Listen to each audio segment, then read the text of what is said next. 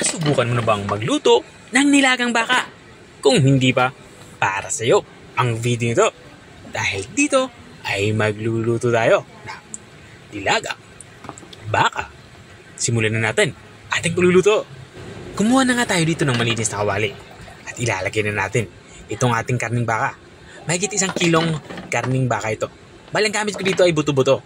Pero pwede kayong gumamit dito ng purong laman ng baka. Unang ilalagay ko dito itong ating pinitpit na bawang. Susundan ko naman itong ating hiniwang sibuyas. Pulang sibuyas yung ginagamit ko dito.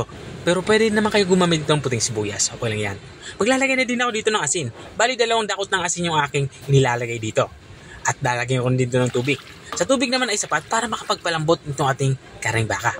Matapos ko ang malagyan ito ng tubig ay haluin ko lang ito ng bagya para matunaw itong ating asin. At maglalagay na din ako dito ng mais. Yellow corn yung aking inilalagay dito.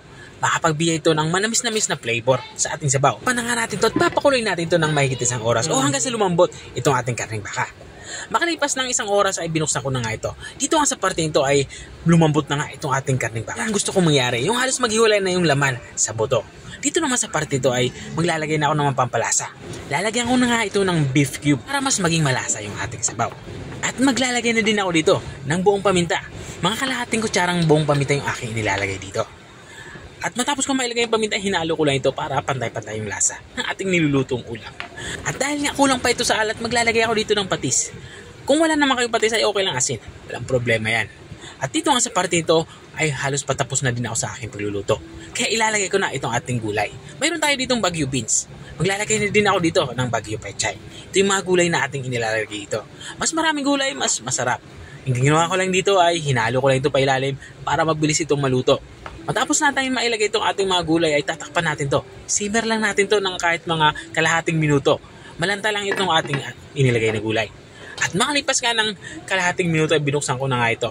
Dito nga sa parte ito ay lutong-luto na itong ating ulam pananghalian. Ang sarap humigop ng sabaw nito, lalo kung malamig ang panahon. Ako, nakakatakam. Kaya kumuha ka na ng kanin at sabayan mo na akong kumain. Ito na nga yung ating nilagang baka. Kung nakarating ka hanggang dito sa dulo ng aking video, maraming salamat sa panunood. At kung nagustuhan mo naman yung bago nating recipe ibinahagi, baka pwede mo naman to i-share. O siya, hanggang dito na lang ako. Kita-kita ulit sa mga susunod kong mga videos. Paalam! Bye-bye!